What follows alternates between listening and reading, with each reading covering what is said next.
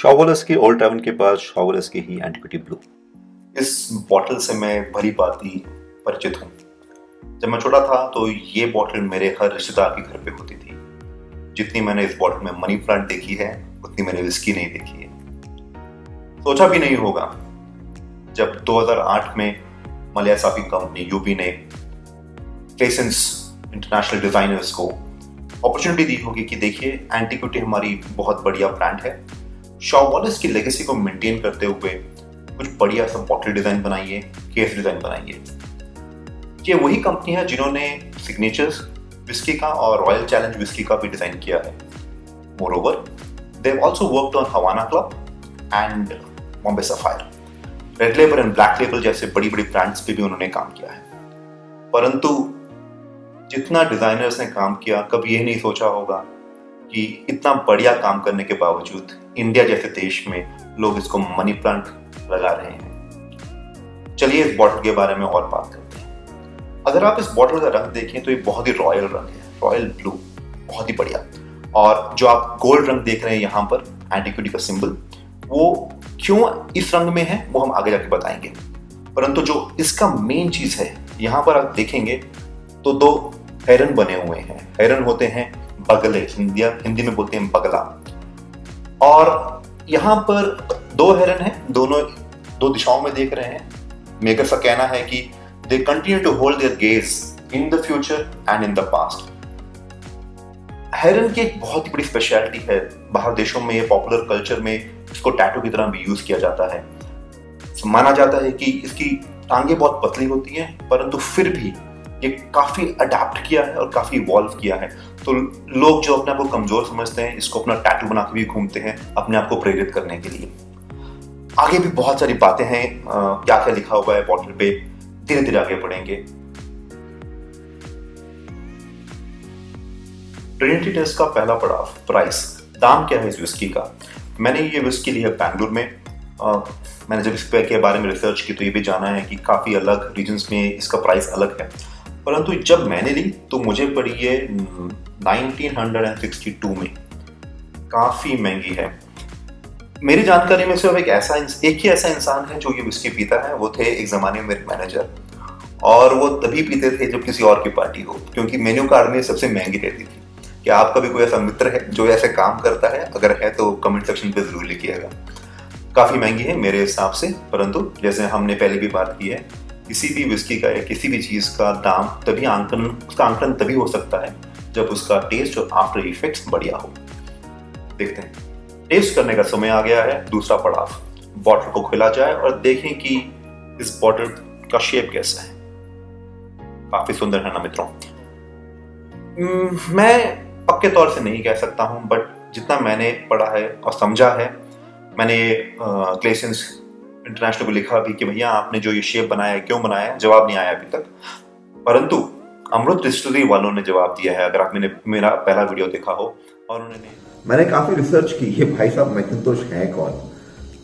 मैंने अमृत डिस्टिलरी को लिखा भी कि भैया बताओ तो ये भैया ये है कौन। वीडियो देखा हो और उन्होंने साफ तौर से मना कर दिया है कि हम आपको नहीं बताएंगे कि अमृत मैकिंटोश का नाम मैकिंटोश क्यों पड़ा। वहां पर हम अपने बेस्ट गेस के साथ चलते हैं। यहां पर भी मेरा एक गेस है, हेरन जो बर्ड है बगला, उसका एक वेरिएंट आता है जिसको बोलते हैं ब्लू हेरन। उसकी भी नेक काफी लंबी है और जब वो रेस्टिंग स्टेट में होता है तो इस तरीके से दिखता है। दूसरी बात, जैसे मैंने आपको कहा था कि इन्होंने यहाँ पर लिखा हुआ है विस्की विद टाइमलेस हार्ट। मेरा दूसरा गेस ये भी है कि वो दिखाना चाहते हैं कि यहाँ पर एक हार्ट शेप है। दोनों बातों को समझते हुए आगे बढ़ते हैं। बॉटल को यहाँ रखेंगे। काफी आसानी से खुल गई है। थोड़ा सा पोर करेंगे, तकरीबन 30 ml है ना दोस्तों। और इसका रंग देखेंगे। मैंने आपको कहा था कि इस रंग के बारे में हम बाद में बात करेंगे। ये जो रंग है, मेकर्स कहना चाहते हैं कि ये रंग एंटिक्विटी का रंग है। मतलब एंटिक्विटी इंग्लिश में मतलब होता है कि एक जमाना जो कि ग्रेट जमाना हुआ करता था, और ये एक समय है, मतलब एक गोल्डन टाइम, उस समय को दर्शाता हुआ इसका रंग बनाया है। रंग तो कुछ भी बना सकते थे क्योंकि इनके इंग्रेडिएंट्स में लिखा हुआ है कि एडिड रंग है। ऐसा तो नहीं हुआ है कि ओक कांच में रख के इन्होंने ये रंग पाया है, परंतु ये स्कॉच और इंडियन ग्रीन्स और इंडियन माल्ट का कॉम्बिनेशन है। फिर भी इसमें 150A का रंग डाला गया है। और सरप्राइजिंग बात ये भी थी कि इन्होंने लिखा है कि इसमें added natural identical whisky flavouring substances हैं। तो ये सब तो शायद मेरे ओल्ड टैवन में भी था। चलिए नोजिंग करते हैं। काफी अलग है। मैंने जब पिछली बार पी थी काफी समय भी हो गया है। इसमें एक एसीटोन का स्मेल आता था जो एक नेल पॉलिश रिमूवर का स्मेल माना जाता है, परंतु आज वो स्मेल नहीं है। काफी स्कॉटिश मॉल्ट का स्मेल है।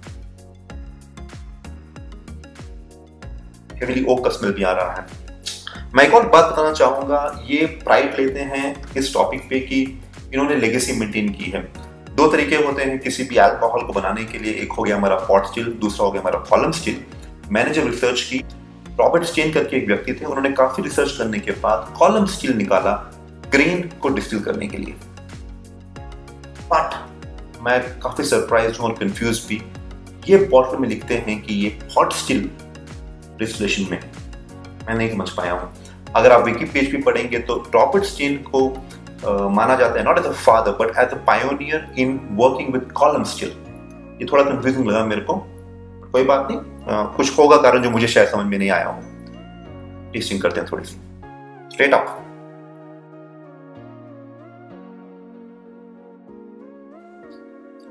पैलेट पे थोड़ी हार्श लगी मेरे को। ड्रिंक लेते समय भी एक सडन बर्स्ट ऑफ फ्लेवर आया जो नाक पे लगा। बुरी नहीं है जितना मैं सोच के चलता था।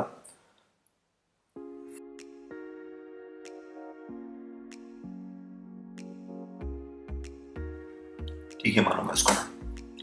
तो थोड़ा पानी डाल के देखेंगे। जो मेरी कोशिश रहती है कि कभी भी किसी विस्की को पीने के लिए, जो कि 42.8% है, ये भी मेरे ख्याल से 42.8 ही है, इसको थोड़ा पतला करेंगे और तकरीबन 32 पे लेकर आएंगे, क्योंकि कहा जाता है कि विस्की को ABV अराउंड 30-32 पे पीना चाहिए।